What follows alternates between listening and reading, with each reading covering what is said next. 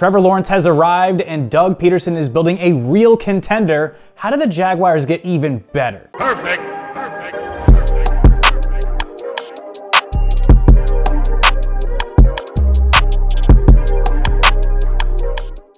Already the biggest addition for the Jacksonville Jaguars going into next season is wide receiver Calvin Ridley, who they snagged from the Atlanta Falcons, the former standout wide receiver for the Falcons, obviously running into some off-the-field issues when it came to the NFL's policy on sports betting. So Ridley having to take a season off, but is reinstated and eligible to play for this upcoming season, and an offense that was already displaying a lot of firepower, of course, with quarterback Trevor Lawrence, of course, wide receiver Christian Kirk, running back Travis Etienne, and the newly franchise tagged tight end Evan Ingram, who was going to be, on the books for over $11 million for the Jaguars this upcoming season. Calvin Ridley being added into that high-powered offense is going to do nothing but wonders for Doug Peterson, and I'm really excited to see what they're able to do with that. But looking even beyond Calvin Ridley, just how much more can the Jacksonville Jaguars maneuver this upcoming free agency that's going to be dropping March 15th and put themselves in a position to not just be playoff caliber roster, but a team that could consistently run the AFC South for at least the next few seasons. So let's just dive right into things. I already mentioned the Jaguars utilized their franchise tag on Evan Ingram. It's going to cost them $11.35 million this upcoming season as they try to work on a longer-term extension for one of Trevor Lawrence's real safety nets last year, a match made in heaven for Evan Ingram and for Trevor Lawrence. Really, you got a reliable receiving tight end who was just looking for an opportunity to shine. Didn't quite make the most of it with the Giants, but Jacksonville looks like his home. Looks like it makes the most sense for them. So they're working on ironing out the deals for that. But the financial side of Jacksonville's right now, as I speak, is looking a little bit spotty. As of the moment, they are negative $5 million under the salary cap. So they're going to have to make a few moves. A couple of guys I could see them making moves on, releasing Shaquille Griffin, the cornerback that they signed a few seasons ago, could save them about $13.5 million if they were to do so. And safety Rayshawn Jenkins, which would save them about $8.5 million if it's a post-June 1st release. So the Jaguars could very well find themselves with some roster space, right? They already had needs really at cornerback and safety, so cutting these guys is really just going to trim things down and open up opportunities for other players. So in my eyes, who are a couple of guys that the Jaguars could be looking to sign in free agency? First things first, let's address the right tackle, Jawaan Taylor. I think that it's just going to be a little bit out of their price range. After those two releases, that'll put them around $16-ish million. I think Jawaan Taylor could very easily find that on the market this upcoming season.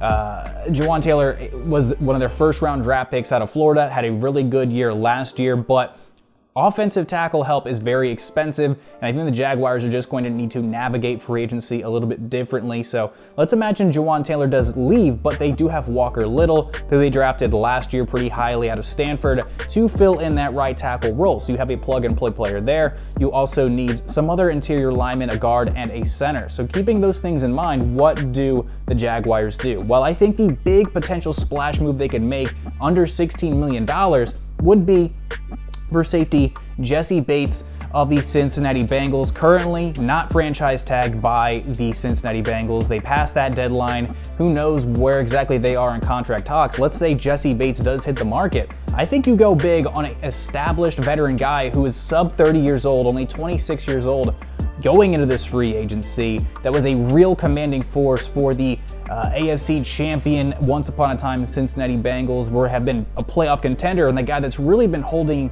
that back end of that Bengals defense together. I think Jesse Bates would be a major splash for this secondary that just needs some extra leadership. They've got some really good pass rush. They have a solid front seven, so reinforcing that defense, reinforcing that secondary is going to be oh so important.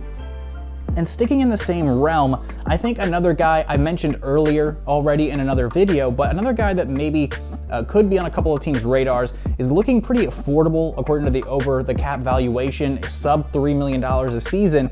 I would maybe consider Byron Murphy from the Arizona Cardinals. Now, he's had a couple of injury issues, but there was a time where Byron Murphy was an interception ball hawking machine, and I think while he's still young and has that opportunity, I think the Jaguars could be a very nice fit. You'd replace Shaquille Griffin, you have Campbell on the other side, and I think this would be a very nice trio in the secondary between Bates, between Murphy, between Campbell, and then building up that depth within the NFL draft and maybe a couple of more free agency moves. But that's just two major free agency additions I could see the Jaguars making that could absolutely pay dividends and would still allow them to make some very valuable draft picks in the upcoming NFL draft. And speaking of the NFL draft, let's just move right into that. Just their first couple of picks, round 1 and round 2, where I could see them going. We've addressed safety, we've addressed cornerback, so what's left there is center and guard, right? You've already got Braden Scherff on the interior, but opposite of him on the other side of the offensive line, I think in round 1, and this is again, just based off of a few mock drafts,